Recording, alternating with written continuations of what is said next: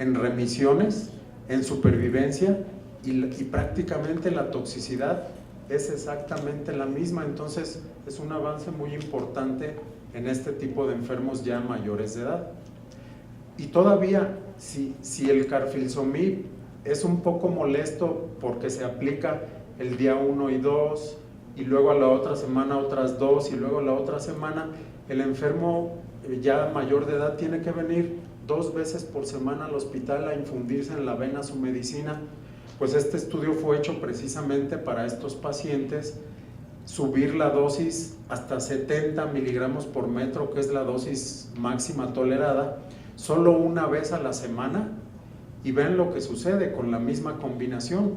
Cuando damos este esquema de carfilzomib semanal, los porcentajes de supervivencia siguen siendo muy altos, entre 80 y 90%, las respuestas son muy buenas, y lo más importante es que la toxicidad es menor una vez a la semana que cuando se aplica 2 veces a la semana. Y luego todavía mejor, el paciente no tiene necesidad de reducir la dosis de carfilzomib, solo en muy pocos enfermos en comparación cuando se da 2 veces por semana, y el paciente tolera pues muy bien estos tratamientos. Otra combinación excelente es isaxomib, ciclofosfamida, dexametasona, son drogas orales nada más. Comparando 300 con 400 de ciclofosfamida, es mucho mejor 300, se tolera mejor, y es otro esquema que da muy buenos resultados en supervivencia, en remisiones en pacientes mayores de edad. Sin embargo, les decía yo que falta un hueco ahí que no hemos cubierto, hasta este esquema que ahora sí es el KRD, carfilzomib, lenalidomida y dexametasona.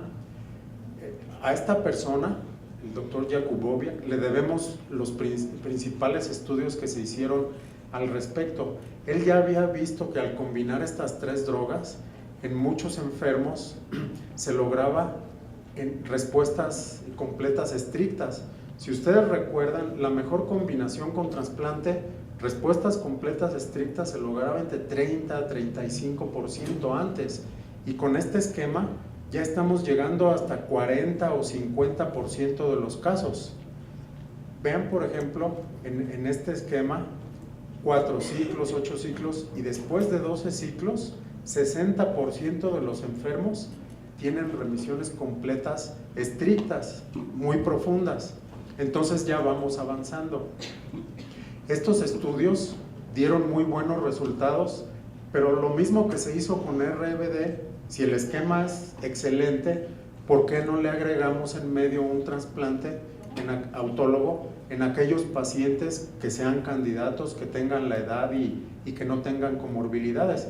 Y esto lo hicieron 4 ciclos de inducción, un trasplante autólogo, luego otros 3 ciclos de consolidación, en total 18 ciclos, y luego mantenimiento con lenalidomida. Y con esto, en lugar de 60% de respuestas estrictas, esto subió casi a 90%. Esto nunca se había visto en la historia de mieloma múltiple, que un esquema lograra remisiones completas estrictas, con cadenas ligeras libres en suero negativas, con citometría de flujo, con 4 logaritmos, 3 o 4 logaritmos negativo a células neoplásicas. Nunca se había visto en la historia de mieloma múltiple.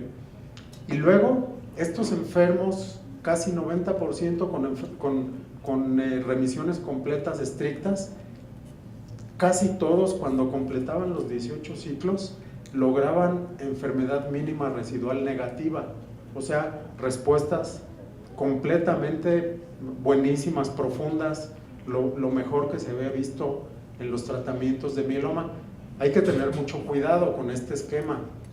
Una cuarta parte de los pacientes hacen linfopenia, que puede ser incluso grave, de tal forma que hay que prevenir infecciones por oportunistas, hay que dar profilaxis, etcétera. La misma historia de RBD, el KRD se probó solo, luego hicieron un grupo con trasplante y mejoró más, pero nunca se aleatorizó. Igual que RBD, este consorcio de mieloma múltiple de Estados Unidos y 1 o 2 hospitales de Europa probaron eso, comparar en forma aleatorizada KRD sin trasplante contra KRD con trasplante. Estos son los grupos sin trasplante, este es con trasplante, el mismo esquema de 18 ciclos y mantenimiento. Y me voy a brincar esta porque acá vienen al final. Vean cómo KRD sin trasplante está en azul y KRD con trasplante en amarillo. Se repiten los resultados. Respuestas completas muy profundas cuando se le agrega un trasplante a esta terapia. Y otra cosa importante, vean cuando empieza a responder el enfermo. Al primer ciclo ya cuando menos hizo una respuesta parcial. Esto es importantísimo en los enfermos que tienen falla renal. Los esquemas antiguos revertían el daño renal hasta los 4 meses. En eso se le truena el riñón y ya necesita diálisis el enfermo. Estos tratamientos son muy efectivos, son muy rápidos, sirven para incluso la compresión radicular, cuando un plasmocitoma comprime la médula espinal, son extraordinariamente útiles. Sin embargo, la remisión completa estricta sí tarda algunos meses en llegar, más o menos 10, 12 meses. Esa es la racional de por qué se dieron 18 ciclos. Y aunque el estudio todavía no tiene la suficiente evolución, el seguimiento, ya notamos que el grupo con trasplante pues tiene curvas casi de 100%, y esto sí ya asemeja mucho a la leucemia mieloide crónica que yo les hablaba en un inicio, y vean esas curvas de supervivencia global. Falta seguimiento, seguramente con el tiempo esta curva va a caer un poquitito, pero ya es mucho avance de acuerdo a lo que yo les había platicado. Y luego ya hablamos de nuevas drogas, lenalidomida, carfilzomib, isaxomib, pero esas ya no son nuevas. Las nuevas son los anticuerpos monoclonales. Estas dos que están en naranja, el anticuerpo monoclonal contra CD38 y contra SLAMF7, es decir, daratumumab y elotuzumab respectivamente, están dando muy buenos resultados en mieloma múltiple, pero vean cómo no son los únicos. Ya vienen muchos otros monoclonales dirigidos contra muchas proteínas de membrana que probablemente vayan a mejorar todavía más los resultados que les he mostrado. ¿Por qué son interesantes los monoclonales? Primero, porque es terapia blanco. El monoclonal llega, se pega a la célula maligna y le provoca apoptosis. Pero no solo eso, el anticuerpo monoclonal por un extremo se pega a la célula maligna, pero por el otro atrae a la célula natural killer o al linfocito T. Este se degranula y provoca apoptosis de la célula maligna. Por si fuera poco, el anticuerpo monoclonal activa al complemento y el complemento en su fase terminal, como ustedes recuerdan, el famoso MAC o complejo de ataque a la membrana, pues forma poros en la membrana de la célula tumoral y esto termina con la célula. Pero no solo eso, el daratumumab en este caso también activa a los macrófagos de tipo M1, que son los antitumorales, y estos también pueden destruir a la célula tumoral.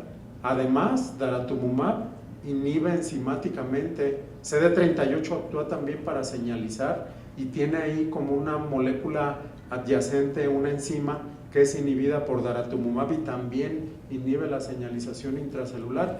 Y si ustedes le meten un sexto mecanismo, también inhibe el contacto entre la célula de mieloma múltiple y la célula del estroma del nicho hematopoyético, y con eso destruyen a la célula tumoral. Daratumumab es, dicen los expertos en mieloma, la mejor droga que ha habido hasta el momento en mieloma múltiple, porque en estos casos pacientes refractarios a todo, absolutamente a todo, es decir, casi pacientes desahuciados, con la pura droga sin combinarla con nada, el puro anticuerpo monoclonal produjo, por aquí está, 31% de respuestas globales. En estos enfermos no se logra nada. Con el mejor medicamento que tengan, viven 3, 4, 5 meses y mueren. Y aquí estamos logrando 31% de respuestas globales, y vean los que responden, tienen curvas así hasta arriba y estos enfermos ya estaban totalmente desahuciados.